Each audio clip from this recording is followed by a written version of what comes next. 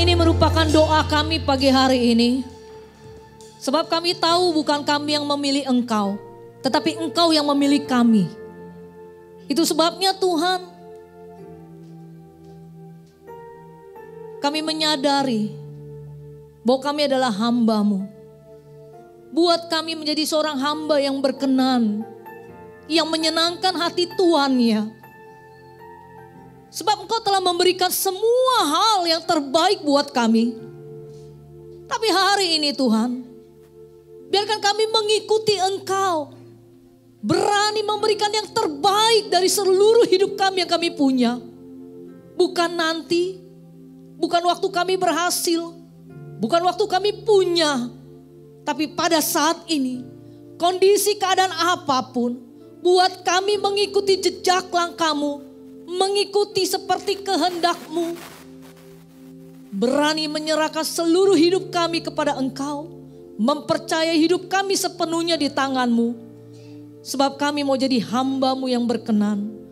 Pagi hari ini Tuhan, berbicaralah kepada setiap jemaat-Mu, menolong hamba, menyampaikan isi hati-Mu, kebenaran-Mu, sehingga jemaat Tuhan di tempat ini dapat mengerti dan memahami Tuhan.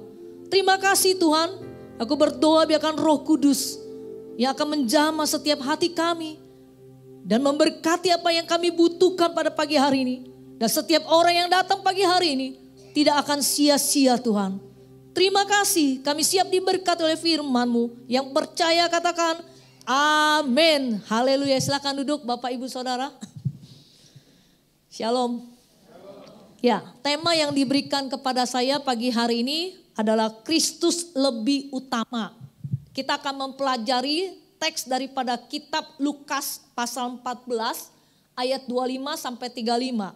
Saudara, jujur tema ini bukan tema yang sangat-sangat mudah. Karena bicara Kristus lebih utama berarti kita harus menempatkan Kristus lebih utama dari segala-galanya. Betul?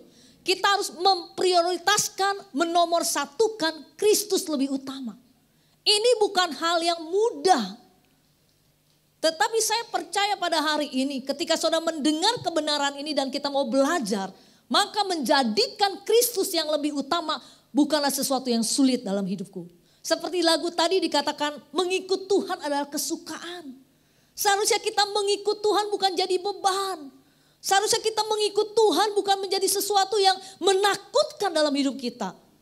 Tetapi justru itu menjadi kesukaan kita. Semakin hari di tengah kondisi seperti apapun yang kita lalui, kalau kita mau mengikut Tuhan, mengutamakan Kristus lebih utama, maka saya percaya ada kesukaan yang datang dalam hidup kita. Amin. Mana wajah-wajah yang penuh kesukaan? Beri senyum dulu kanan dan kirinya saudara ya. Haleluya. Jangan saudara datang hari Minggu ke gereja gak pernah absen ya. Tetapi akhirnya muka saudara lama-lama menjadi tua saudara. Kenapa? Capek ngikut Tuhan. Lelah ngikut Tuhan. Jadi beban ngikut Tuhan. Tapi di tempat ini seharusnya saudara menjadi orang-orang yang memiliki kesukaan. Karena saudara mengikut Tuhan tanpa beban. Amin. Karena saudara menjadikan Kristus lebih utama. Saudara, kalau kita gak menjadikan Kristus lebih utama dalam hidup kita, saudara tahu kita akan menjadi orang Kristen yang ikut-ikutan. Kita menjadi orang Kristen yang asal-asalan. Kita menjadi orang Kristen yang setengah-setengah. Makanya kalau saudara nanti baca di dalam kitab Lukas pasal 14 yang kita pelajari, di ayat terakhir ya dikatakan bahwa garam, coba buka ayat yang terakhir 34 dan 35. Garam memang baik, tetapi jika garam juga menjadi tawar, dengan apakah ia diasinkan? Tidak ada lagi gunanya baik untuk ladang maupun untuk pupuk, dan orang membuangnya saja. Siapa mempunyai telinga untuk mendengar, hendaklah ia mendengar. Di akhir perikop cerita ini dikatakan bahwa kalau kita tidak menjadikan Kristus lebih utama, dia seperti garam saudara. Dan kalau garam sudah jadi tawar, enggak ada faedahnya. Garam sudah tawar gak ada manfaatnya. Di dalam pembuatan garam saudara, itu ada dua jenis garam. Garam yang bisa mengasinkan dan garam yang sudah tidak bisa mengasinkan. Dan garam yang sudah tidak asin sudah kehilangan sesuatu zatnya dan itu tidak bisa di apapun dengan cara apapun diasinkan kembali. Tidak bisa, hanya dibuang, tidak kepakai. Dan ini yang sangat berbahaya. Di dalam perikop ini, di akhirnya Tuhan katakan kalau kita jadi orang Kristen yang tidak mengutamakan Kristus lebih utama, kita seperti garam yang sudah tidak bisa asin. Garam yang sudah tidak kepakai dibuang sia-sia. Artinya apa? Karena kalau kita tidak menjadikan Kristus lebih utama, kita menjadi orang Kristen yang saya katakan setengah-setengah, ikut-ikutan, asal-asalan. Artinya kita tidak bisa jadi berkat, kita jadi batu sandungan. Coba saudara, berapa banyak hari-hari ini kita mendengar, saya aja udah mendengar banyak pernikahan yang gagal. Banyak orang usaha, bisnis juga gagal. Banyak orang punya hubungan, baik di gereja dengan saudara seiman, pemimpin dengan rekan sekerja, staf dengan yang lain.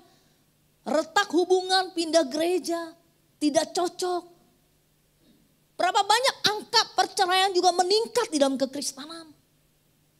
Berapa banyak anak-anak Tuhan ya, di dalam waktu kemarin masa pandemi, mereka berkatakan ada bisnis, ya ada salah satu dari gereja lain saudara ya, dia cerita sama saya, dia katakan, Ci mau ikut bisnis ini enggak? Enggak mau, saya mau Cici ikut nih bisnis ini katanya. Karena lumayan, dia ikut sama temennya ikut lagi saudara. Benar ternyata setiap bulan dapat uang masuk. Wah berapa kali, 3 kali dapat uang masuk. Dia tergiur, dia ambil uang yang paling murah. Kemudian saudara, dia merasa dapat lagi. Dia bilang, Cici gimana ya? Saya bilang sebaiknya jangan kamu ikut bisnis ini. Saya cari, saya pelajari, jangan. Tapi namanya orang lagi kepepet, pengen uang cepat dapat instan saudara. Dan yang luar biasanya, dia katakan, Cici ini benar-benar kenyataan. Lihat yang tidak punya rumah, sekarang punya rumah segini. Yang utangnya MM-an, sekarang sudah terbayar. Dan Cici tahu gak, ini kebanyakan anak-anak Tuhan. Ini PKS aku loh Cici yang ikut. Wah kesannya rohani sekali. Ikutlah bisnis itu. Dia gak ngomong sama saya, dia tambahin lagi puluhan juta. Kalau dia, waktu dia sampai dibawa kemana? Ke Bali saudara. Dilihat, dipresentasikan. Kayak udah kesaksian testimoni Kristen saudara. Luar biasa. Tepuk tangan, puji Tuhan. Allah baik, Allah memberkati. Saya bilang, benar-benar uang edan ini. Dan saya bilang, kalau kamu taruh uang segitu banyak, seharusnya kamu bilang saya mau bilang gini, uang itu kasih ke saya. Tiap bulan kamu berapa dapatnya dari uang segitu. Saya akan bayar bunganya, saya kasih. Tapi ingat ya, kalau orang itu stop, ratusan juta kamu hilang. Sayangnya dia gak berani kasih tahu saya, karena saya gak akan kasih dia ikut. Bener aja, baru pulang ke Bali, dia bilang, Cici saya mau masukin Cici, kenapa? Kan Cici kan supaya ada penghasilan ya, supaya mau berkati Cici, enggak mahal kok. Jadi kan Cici bisa muter lagi. Saya bilang enggak. Karena kesian, pengen masukin saya pakai uang dia. Saya bilang enggak. Enggak lama setelah pulang dari Bali, awal tahun, saudara tahu kan DNA Pro itu habis ludes uangnya hilang. Aduh Cici, dan dia baru ngomong sekian ratus juta. Saya lemes saudara, saya bilang nih orang gak punya otak bener-bener. Udah saya kawal, udah saya dampingi. Kenapa? Hari-hari ini banyak anak Tuhan juga tidak menempatkan Kristus lebih utama. Hidupnya akan kacau, hidupnya gak balance karena Yesus gak jadi pusat yang utama dalam hidupnya saudara. Perhatikan, kenapa? Karena egonya yang ditaruh. Kepentingan diri sendiri yang lebih utama saudara pada Kristus. Makanya rumah tangga ngalami banyak masalah. Saya banyak mendengar ada orang menikah dan akhirnya mereka tetap tidak bercerai. Dan mereka hidup masing-masing aja. Untung punya kamar. Jadi bisa lakinya tidur kamar sebelah, istrinya tidur kamar sebelah. Tidak ada komunikasi. Ada lagi saudara yang baru saja udah menikah puluhan tahun. Kaget. Tiba-tiba ada masalah dengan rumah tangganya. Banyak hal yang saya mendengar. Kenapa? Karena tidak mengutamakan Kristus lebih utama dalam hidupnya. Tapi egonya, kepentingan dirinya sendiri saudara. Berapa banyak orang yang tiba-tiba terjerat online. Utang sana, utang sini. Kenapa? Karena dia gak menjadikan Kristus lebih utama di dalam bisnis dia, di dalam usahanya.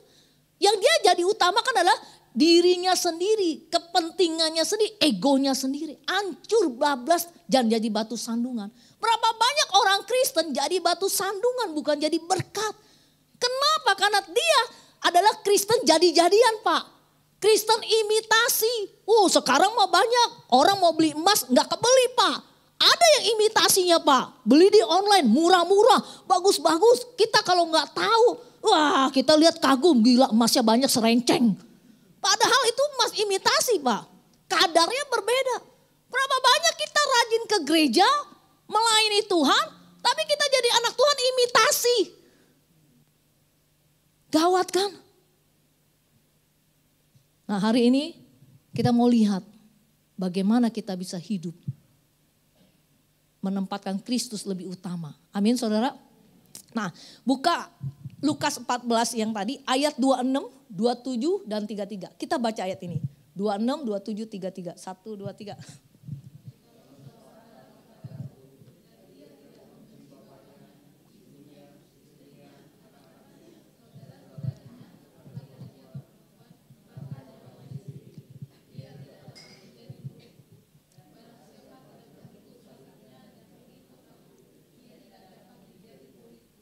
Oke, berarti merah itu, ia tidak dapat menjadi muridku, ia tidak dapat menjadi muridku, tidak dapat menjadi muridku. Dalam perikop ini ditekankan 3 kali oleh Tuhan Yesus dikatakan, kamu tidak dapat menjadi muridku. Dan Yesus katakan ini kepada orang banyak yang sedang mengikuti dia dalam perjalanannya. Saudara harus tahu perbedaan antara murid dengan pengikut. Dan di dalam ayat ini Yesus tekankan, kamu tidak dapat menjadi muridku. Karena Yesus tahu orang banyak yang ikut Yesus saat itu, mereka adalah pengikut. Tetapi pengikut yang seperti apa, saudara? Orang banyak ini yang ikut Tuhan Yesus itu datang yang macam-macam. Ada orang yang datang karena apa? Karena dia kagum, saudara, terhadap pelayanan Tuhan Yesus yang penuh kuasa. Wah, dia lihat ya Tuhan Yesus menyembuhkan orang sakit.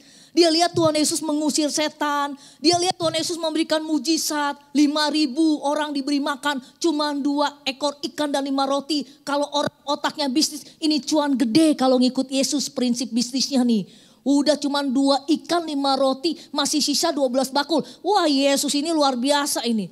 Motivasi bisnis yang handal nih saat itu, saudara. Mereka ikut karena ada kepentingannya.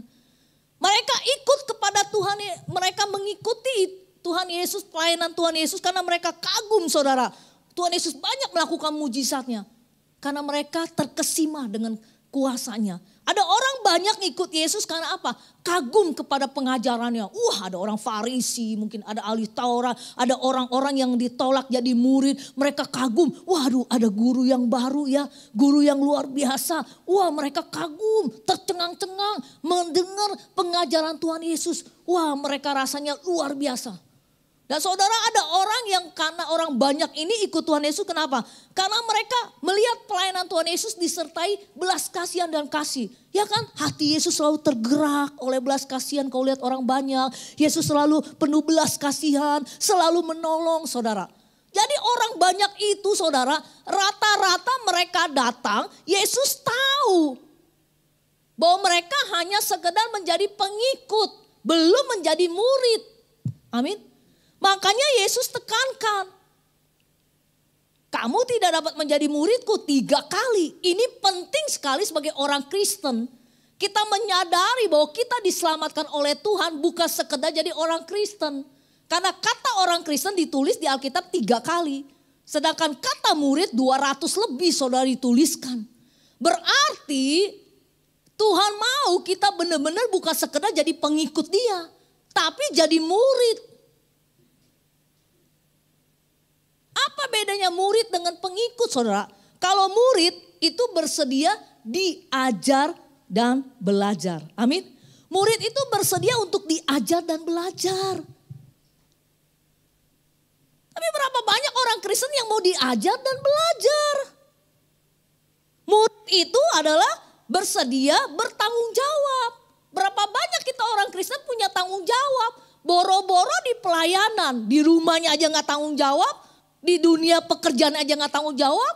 Datang ke kantornya suka telat, pulang lebih cepat. Makan siang 1 jam, bilang alasan lah inilah, ada masalah inilah. Bisa ambil waktu 2 jam lah. Orang Kristen pintar mengelak, saudaraku. Pintar membuat alasan. Nggak ada tanggung jawab. Dan kemudian kalau seorang murid itu bersedia berkomitmen. Artinya komitmen itu dia dengan sepenuh hati. Nggak setengah-setengah, nggak tanggung-tanggung. Apapun yang terjadi, situasi apapun yang terjadi, itu udah ada perjanjian. Saudara kalau bikin perjanjian, kontrak rumah, bisnis, MOU dengan perusahaan, mau apapun di tengah jalan yang sudah saudara deal tidak bisa dirubah, betul? Asuransi pun yang saudara sudah bikin perjanjian tidak bisa diubah, betul? Komitmen kita sama Tuhan itu sudah MOU, tanda tangan, tidak bisa berubah. Gak bisa, Tuhan tunggu dulu lah Tuhan. Saya melayani Tuhan nanti dulu, tunggu saya berhasil. Maaf ya Pak Cahya, saya gak bisa melayani Tuhan, saya lagi sibuk. Maaf ya, kondisinya sekarang lagi sulit. Tanggungan saya banyak. Gak ada kata begitu seorang murid mah. Berkomitmen sama dia. Makanya Yesus ngomong sama mereka. Ya, kamu tidak dapat menjadi murid. Karena mereka itu hanya pengikut. Berpartisipasi doang. Saudara dari sini sudah tahu. Murid itu mau diajar dan belajar. Murid itu punya tanggung jawab. Murid itu berkomitmen. Dari sini saudara tahu bahwa saudara sudah jadi murid atau jadi pengikut selama ini. Jangan bangga cuma jadi pengikut GBI, Hosana, gembalanya Pak Cahya. Saudara sudah bangga. Kebanyakan banyak gereja hari-hari ini banyak mega church. Dan saat itu Yesus adalah gereja mega church yang terbesar. Orang banyak berduyun-duyun. Artinya apa? Bertambah-tambah orang tambah. Datang ikut Yesus. Senang gak? Senang Yesus saat itu. Gerejanya menjadi mega church. Gereja besar. Tapi Yesus tidak terkesima dengan jumlah pengikutnya. Dan dia stop dalam perjalanan yang berkata. Kamu tidak dapat menjadi muridku. Karena Yesus tahu mereka belum jadi murid. Kita jangan sampai bangga ketika gereja kita besar. Orang banyak ikuti kita gak tahu. Karena orang datang ke gereja itu suka ikut-ikutan Pak. Sekarang kategori jemaat tuh banyak ikut-ikutan. Wah dia ikut gereja sana, bagus. Kenapa? Pengajarannya luar biasa. Gembalanya berhikmat. Dia kagum dengan apa yang diajarkan. Wah saudara ada orang jemaat ikut-ikutan. Pindah ke gereja sana. Kenapa? Karena di sana banyak mujizat. Banyak kesembuhan. Wah luar biasa. Karunia roh bekerja. Pengurapan Tuhan dahsyat. Hamba Tuhannya kalau khotbah sampai gak kelihatan. Hilang dulu ke WC. Kagum saudara. Ada satu gereja saudara. Itu luar biasa sekali. Dia berkhotbah. Diterjemah dalam bahasa roh. Diterjemahkan dalam bahasa Indonesia. Bahasa Inggris. Dan bahasa Indonesia. Ada satu gereja itu. Saya bilang. Buset luar biasa. Selalu khotbah dalam bahasa roh. Dahsyat kan? Ternyata ada banyak gereja-gereja yang aneh-aneh bermunculan saat ini. Ada orang jemaat ke gereja ikut-ikutan kenapa? Ya itu karena supranatural pengalaman. Pendetanya dahsyat. Dia bisa baca pikiran lu. La ilah. Tukang sulap juga bisa baca kali. Benar-benar luar biasa hari ini saudara. Dan dikatakan saudara, ada jemaat yang ikut-ikutan karena di sana dapat bantuan. Tiap bulan ada sembako, paket murah. Wah senang saudaraku. Dan saudara sekarang kategorinya bukan jadi jemaat ikut-ikutan. Yesus tahu ada jemaat yang juga saat itu pengikutnya sebagai orang yang pengunjung saudara. Dia cuma mengunjungi doang. Kebetulan dia lewat di daerah sini ya kan. Oh dia ngikut aja Tuhan Yesus pelayanannya, dia udah dengar banyak. Jadi jemaat yang pengunjung. Lihat aja kalau hari Minggu, mam, mau kemana hari ini? Gereja mana? Nggak tahu nih Pak, gereja A sih pembicaranya ini. Gereja B, tapi worshipnya sih ini. Gereja C, tapi ini ada acara loh. Yang mana? Udah kayak pengunjung hari Minggu. Tinggal pilih menu. Mau makan hari apa hari ini? Oh kayaknya kita perlu praise and worship dah ya. Dia enak ya. Ya udah kita ke sana aja. Pindah sana ngunjung. Mam, enak kan sana mam. Si itu loh. Wah luar biasa dia pelayanannya. Kita datang yuk. Kita didoain yuk. Tumpang tangan, tumpang kaki. Jatuh. Susah lu dapetin hamba Tuhan itu lu. Kita pengajaran bagus. Kapan lagi nih? Ngantri gak apa-apa dah. Biasa ke gereja gak ngantri aja malah ntar lagi dah dibangunin. Ntar ngapain sih GBI kan jam 8:30. Ntar aja lah telat dikit juga gak apa-apa. Tapi karena hamba Tuhan ini rela ngantri. Ribuan orang ngantri Pak. Bangun pagi rajin. Itu mental kategori jemaat yang pengunjung. Sudah kayak ke restoran. Hari ini kita makan restoran di mana ya? Mau Chinese food? Japanese food, Korea food, mau makan pinggir jalan food, terserah. Kayaknya papa lagi pengen yang pedas-pedas, tapi mama mau yang asam-asam. Tapi anak-anak mau bilang, kita maunya yang itu, yang burger-burger. Ya udah kita ke mall aja.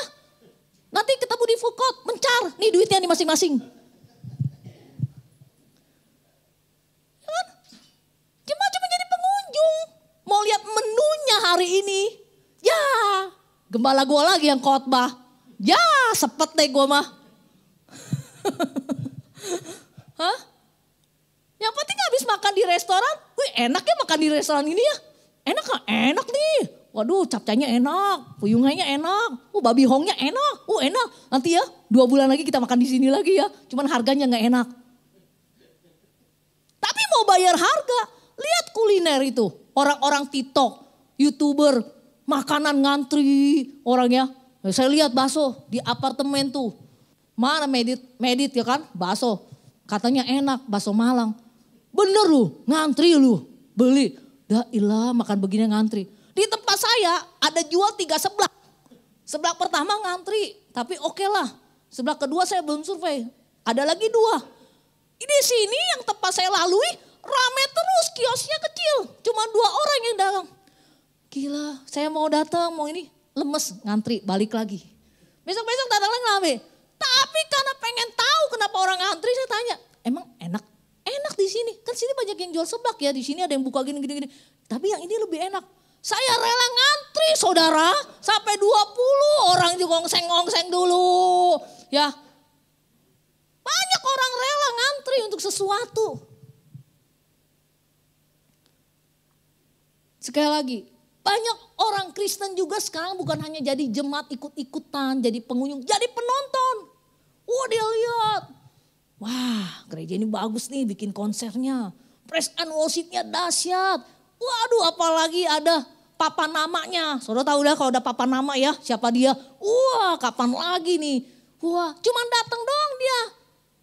Jadi pengunjung, jadi penonton. Setelah itu udah selesai. Tapi Yesus berkata dengan tegas kepada mereka. Kamu tidak dapat menjadi muridku. Karena ini sangat penting. Kenapa Yesus katakan ini kepada mereka saudaraku. Karena muridlah dapat menempatkan, memprioritaskan Kristus lebih utama. Kalau pengikut, pengunjung, penonton tidak bisa punya komitmen menempatkan Kristus lebih utama. Masalahnya saudara ke gereja hari ini, apakah saudara sudah jadi murid? Jangan sampai kita jadi pengunjung, penonton, ikut-ikutan. Kita gak pernah dididik jadi murid. Berapa banyak gereja hari ini bangga dengan kehadiran, dengan jumlah yang banyak, dengan performa yang baik. Semua itu baik, good. Tuhan senang. Kita memberikan yang terbaik. Kita mengikuti arus zaman ini. Digital, zaman yang benar-benar luar biasa. Semuanya. Kita bagus. Tapi masalahnya gereja sudah jadi restoran. Yang penting buat cuan. Berpikir bagaimana nih gereja menjadi marketing. Tapi Yesus gak tertarik dengan jumlah, men. Yesus tertarik dengan murid karena sebagian orang banyak yang ikut Yesus, mereka cuma pengikut, belum jadi murid dan tidak sepenuh hati ikut Yesus. Tidak punya komitmen sepenuhnya sama Tuhan. Ini bahaya.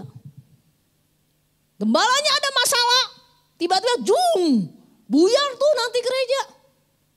Jadi gosip, bahaya. Karena saudara gak dilatih menjadi murid, mengikuti gurunya, yaitu Tuhan Yesus. Amin saudara. Saudara harus jadi murid, mau diajar, mau belajar. Gereja harus punya yang namanya dimuridkan, memuridkan. Dan proses itu namanya adalah proses pemuritan dan proses pembapaan. Makanya jujur aja gereja-gereja karismatik lebih mengandalkan haleluya, tangan gemeteran, urapan. Semangat, khotbahnya berkat, berkat, berkat. Tuhan tolong, Tuhan tolong, Tuhan luar biasa, Tuhan dahsyat. Semuanya khotbah-khotbah yang menyentuh hati dan perasaan. Lagu-lagu cengeng semua dinyanyikan, saudara. Pas pulang ada masalah, ada konflik, nggak ngerti, nggak tahu, saudaraku. Akhirnya apa? Karena nggak belajar. Jujur, gereja-gereja yang non karismatik, mereka punya pemuritan dalam kelompok kecil untuk Bible study dan belajar tentang firman ini. Mereka mau tahu kebenaran firman, maka mereka kuat berakar. Mereka bertumbuh dan mereka ada pembapaan, fathering. Hubungan bapa dengan anak. Ini yang harus ada dalam gereja. Jangan sampai saudara ke gereja yang besar, saudara menikmati, tapi saudara seperti jadi anak yang hilang. Di tengah-tengah orang banyak tidak ada persekutuan fellowship dengan kelompok kecil. Tidak ada pembapaan, saudara terhilang. Pernah jadi orang hilang? Saudara bawa anak ke Jakarta Fair atau kemana, tiba-tiba hilang kan? Wah, hilang kamu. Kalau di mall masih mending dipanggil. Anak ciri-ciri berumur sekian, tinggi sekian, pakai baju sekian, sih. Nah kalau kita di orang banyak terhilang, siapa yang mau cari saudara? Kecuali saudara datang ke gereja pakai BMW, pakai mobil Alphard, dia lihat dah, wah si Freddy tuh, oke lah itu, anak terhilang gue cari dia. Ada gembala rajin cari anak terhilang, tapi yang gemuk-gemuk kayak si Freddy pak, yang pakai Alphard gitu. Yang maaf ya, pakai online mah enggak lah, lu hilang sendiri, nyasar sendiri. Dan Yesus katakan murid itu penting, kenapa? Karena murid bisa menempatkan Kristus yang lebih utama dalam hidupnya, amin. Nah bagaimana sekarang kita menempatkan Kristus lebih utama dalam hidup kita? Ayat yang kita baca tadi, ayat yang ke-26 dikatakan, kalau kamu tidak membenci ya ayahmu, sebenarnya ini bukan kata membenci, ini bicara tentang love, tentang kasih. Kalau saudara bandingkan dengan Matius 10 ayat 37 sama. Baca ayat Matius 10 ayat 37, barang siapa mengasihi Bapa lebih daripadaku. Ini bicara tentang kedekatan hati kita kepada siapa. Ini bicara tentang kecondongan hati kita kepada siapa kita dekat. Kepada keluarga, kepada orang yang kita sayang atau kepada Tuhan. Jujur kadang-kadang keluarga menghalangi kita untuk ikut sama Tuhan. Betul? Ada lucu orang ke gereja. Kalau nggak ke gereja, lakinya nggak mau ke gereja. Anak-anak juga nggak ke gereja. Ketergantungan satu dengan yang lain. Keluarga kadang-kadang jadi penghalang untuk kita bisa lebih mengasihi Tuhan. Hal yang pertama kalau kita mau menempatkan Kristus lebih utama adalah mengasihi Kristus lebih dari siapapun. Amin. Termasuk keluarga kita. Kenapa? Karena ini penting saudara. Orang yang bisa mengasihi Tuhan dengan lebih dari siapapun, dia bisa menjadi orang yang taat dan setia sama Tuhan. Abraham contohnya, pada waktu dia mau mempersembahkan Ishak, Tuhan katakan, stop, aku tahu siapa kamu. Makanya Abraham bisa taat. Abraham bisa setia. Karena apa? Karena dia mengasihi Tuhan ya lebih dari siapapun. Sekalipun Ishak anak perjanjian, anak satu-satunya yang dia miliki, yang dia kasih yang paling berharga. Tuhan minta, dia berikan. Kita udah sampai di titik Abraham. Belum. Tuhan minta waktu kita aja kita hitung-hitungan. Tuhan kita minta uang kita aja belum tentu kita kasih. Tuhan apalagi Tuhan minta seluruh apa yang kamu miliki. Apalagi Tuhan minta hidupmu dan nyawamu. Belum men. Kena masalah aja nangis cengeng. Gimana menderita. Belum siap. Mundur. Berat memang ikut Tuhan. Saya mau kasih tahu berat ikut Tuhan. Nah Bapak Ibu Saudara, hal yang kedua. Di dalam ayat ke-27, bagaimana kita menempatkan Kristus yang lebih utama adalah berani bayar harga. Amin. Seringkali kita hanya dengar yang enak-enak kalau udah jadi anak Tuhan, udah terima Tuhan Yesus. Wah selamat ya kamu lahir baru, kamu sudah jadi orang percaya. Wah Tuhan akan berkati kamu, kasih ayat-ayat Alkitab janji-janji Tuhan yang luar biasa. Tapi gak pernah kita bilang untuk dia belajar memikul salib. Kita gak pernah bilang kalau kamu udah jadi anak Tuhan, kamu jadi murid Tuhan, kamu harus siap bayar harga. Makanya di dalam teks ini Yesus kasih ilustrasi tentang perumpamaan orang membangun menara. Hitung dulu kalkulasi uangnya, budgetnya. Jangan sampai akhirnya apa yang kita mau bangun tertunda, apa yang kita mau bangun gak selesai. Dan orang akan lihat dan ketawain kita.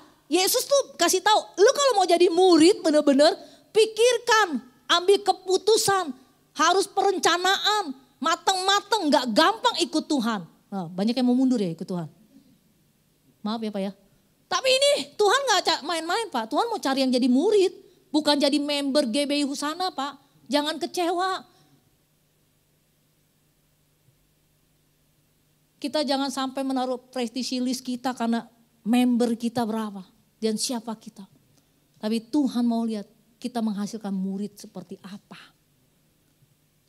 Murid seperti apa, jemaat yang kita layani mau jadi seperti apa. Itu yang penting tugas hamba Tuhan. Bukan tergantung berapa banyak.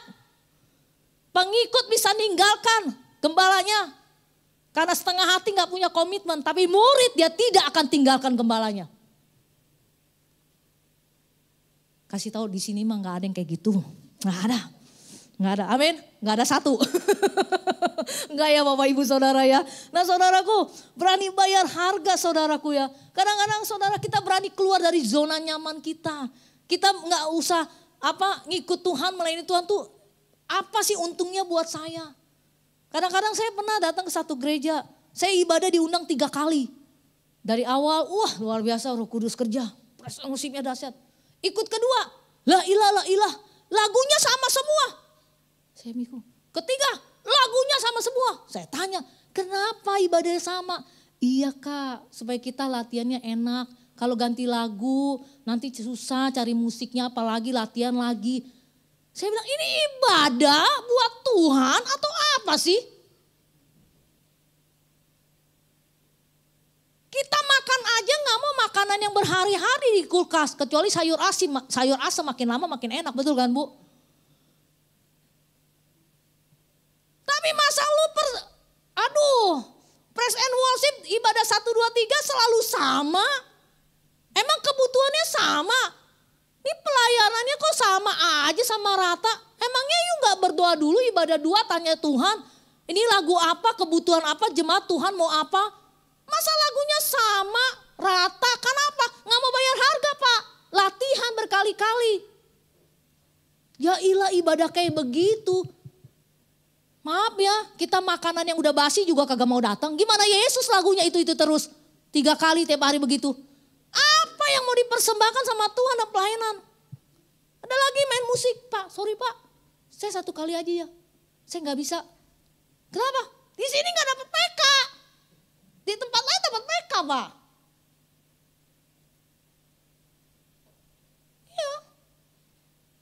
Sorry ya Pak, saya nggak bisa melayani di sini. Maaf aja Pak. Kalau pagi bisa, tapi kalau siang enggak. Kenapa? Wah pokoknya saya nggak bisa Pak, ada urusan Pak. Banyak sekali saudara. Gimana mau bayar harga? Aduh amsyong dah saudara ya kayak begini. Tuhan Yesus makanya bilang, aduh ribuan orang ikut gua. Aduh Yesus mah bilang stop dulu, stop. Lu siap gak jadi murid? Dan Yesus bicara keras. Dan hari ini saya yakin Tuhan akan bicara keras buat gerejanya untuk tidak main-main. untuk tidak asal-asalan. Bukan jadi orang Kristen yang imitasi. Orang Kristen yang gadungan KTP. Terlalu muak, berapa banyak orang muak dengan kelakuan orang Kristen. Tidak mencontoh Kristus dalam hidupnya. Nah saudaraku, yang ketiga. Ayat 33, rela melepaskan apa yang paling berharga. Apa yang paling berharga dalam hidup saudara yang saudara miliki? Apa yang saudara pegang erat saat ini? Sulit saudara kasih waktumu, tenagamu, pikiranmu. Apa yang saudara masih andalkan dalam hidupmu selain Tuhan? Seperti Abraham ini saudara, dia bisa mempersembahkan yang paling berharga dalam hidup dia. Saudara belum sampai diminta anakmu untuk dipersembahkan. Saudara belum sampai habis-habisan buat Tuhan. Kadang kita hitung-hitungan sama Tuhan. Tuhan gak pernah hitung-hitungan sama saudara. Kenapa saudara hitung-hitungan sama Tuhan? Tadi saya pagi ngobrol sama adik saya. Saya bingung juga ya, Tuhan panggil saya jadi hamba Tuhan, ngapain ya? Saya lagi bilang, nyanyi gue kagak bisa. Main musik gue kagak bisa. Khotbah juga gue pas-pasan. Ngapain ya? Dek saya bilang begini. Tapi lihat Ci, sampai hari ini umur lu berapa? Tuhan tetap pelihara lu. Tadi ngomong sama Freddy juga. Ya kan? Saya 2016 akhir sudah tidak full time. Ini masuk ke 8, saya tidak full time. Saya bukan gembala, nggak punya jemaat, nggak punya masukan. Saya bukan pekerja wirausaha, saya pengangguran. Saya tidak full time, udah masuk ke 8 tahun. Waktu saya merenung ngobrol, saya lihat. Bagaimana Tuhan tolong saya, pimpin saya. Sampai hari ini Tuhan pelihara saya. Coba saudara renungkan, waktu saudara gagal usaha, Tuhan tetap pelihara kan sampai hari ini? Waktu saudara lagi susah bayar tunggakan, Tuhan tetap pelihara saudara kan? Waktu saudara bergumul karena sakit, sampai hari ini Tuhan masih pelihara saudara kan? Betapa baiknya dia, perjanjiannya. Jangan kamu khawatir, Allahku akan memenuhi keperluanmu. Apa yang saudara takuti? Buat saya udah gak ada yang saya takuti. Saya udah ikut Tuhan, ambil keputusan menyerahkan diri. Sekarang saya juga udah tidak bekerja, saya tidak tahu lagi. Saya tidak takut, tapi hari ini Tuhan pelihara saya jauh lebih baik.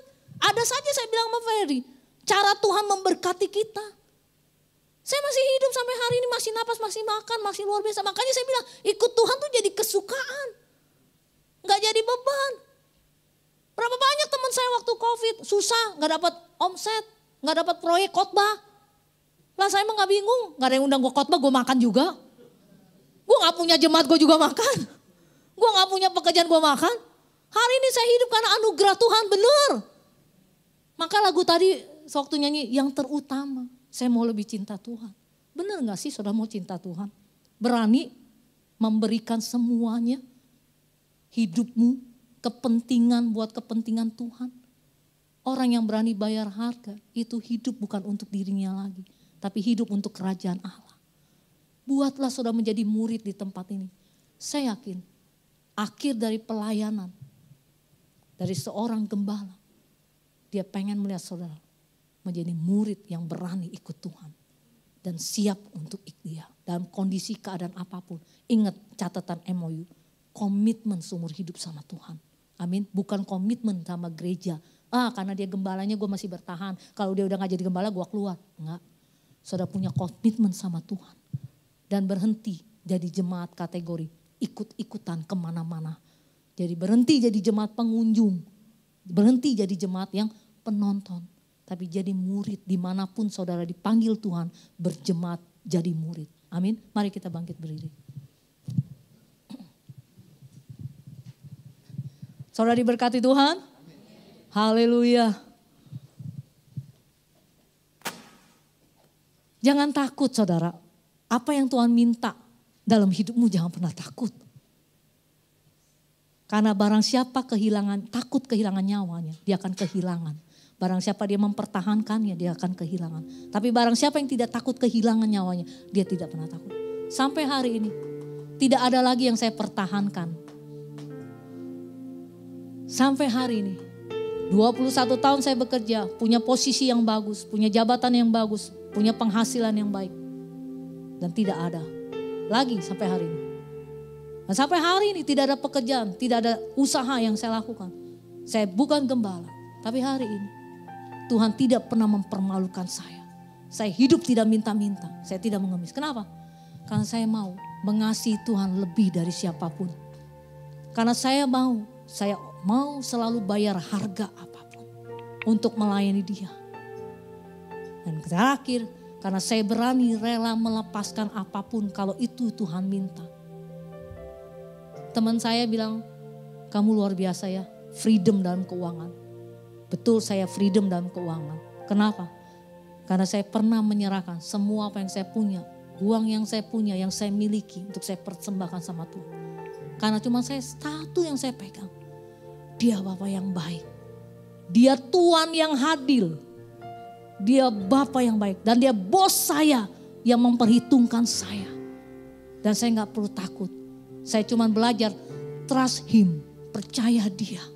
Cukup seorang murid percaya kepada gurunya. Kenapa saudara milih kuliah ini, tempat kuliah ini? Karena saudara percaya pelajaran kuliah ini bagus. Sekolah ini bagus, high class, pintar, ternama, terkenal. Saudara mau belajar di sekolah itu, betul? Dan pada waktu itu kalau mau jadi murid gak gampang. Yesus tidak menekankan bahasa Ibrani, Yunani. Orang kaya baru jadi murid ya. Tapi Yesus menekankan jadi murid yang berani mengasihi Dia. Mengasihi gurunya. Mengikuti gurunya. Kadang-kadang kita bangga. Anak kamu sekolah di mana? Jebolan ini.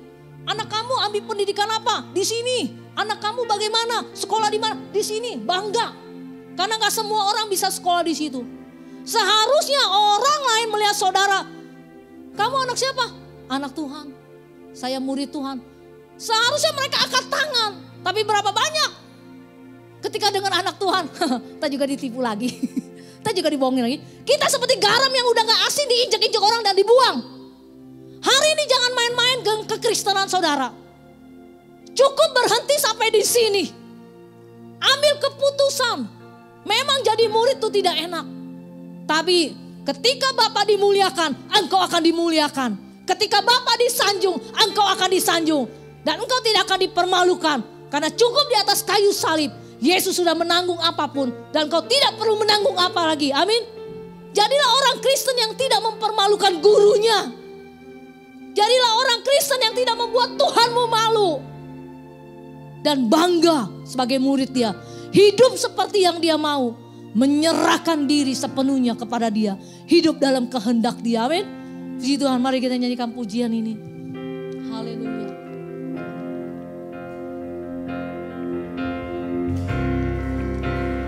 Mengikut Yesus, ya itulah kesukaan hati. Amin. Haleluya. Lepaskan semua hakku. Lepaskan semua hak saudara. Apa yang sedang saudara pertahankan hari ini.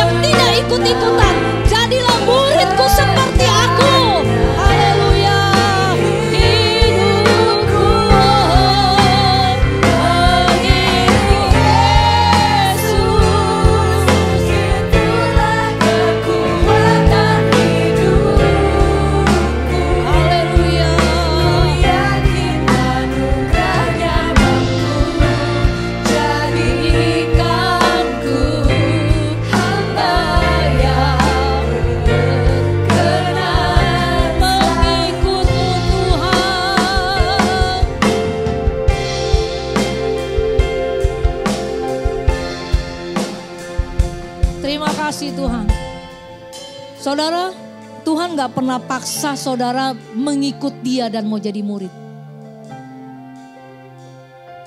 Mungkin kalau saudara mau jadi satu anggota dari gereja lokal, kadang saudara ada sedikit unsur mungkin seperti dipaksa, diiming-iming. Tapi Yesus katakan, mengikut aku, pikir ada keputusan yang kamu ambil. Jangan seperti orang yang membangun menara tanpa perhitungan. Siap bayar harganya. Jangan sampai berhenti di tengah jalan. Seperti orang raja yang mengutus serdadunya untuk berperang. Dia pikir kalkulasinya, kekuatannya. Jangan sampai akhirnya kalah. Artinya mungkin Tuhan nggak akan malu. Tuhan merasa nggak akan dipermalukan apapun yang saudara alami. Tapi hidupmu sendiri akan dipermalukan. Kalau engkau tidak serius jadi anak Tuhan, jadi murid dia. Hidupmu sendiri. Hari ini berapa banyak saudara sadar khotbah ini memang gak enak, berat. Tapi saudara mau, hari ini saya mau jadi murid. Saya mau jadi murid Tuhan. Taruh tanganmu di dada pagi hari ini saudara. Ya. Saya pengen lagu satu itu. Yang tadi, yang terutama dalam hidup ini. Maukah saudara hari ini mencintai dia sepenuhnya. Bahkan sampai habis. Tidak ada kekuatan lagi. Dagingku habis lenyap. Tapi cuma satu Yesus yang ku andalkan. Maukah kau berkata hari ini, memikul salib bersama dia. Taruh dia yang terutama. Saya nggak tahu. Saya sudah siapkan lagu yang tadi, tapi dari awal saya pengen nyanyikan lagu ini. Saya nggak tahu. Saya cuma rasa Tuhan ingin minta hati saudara. Saudara bukan orang yang nggak.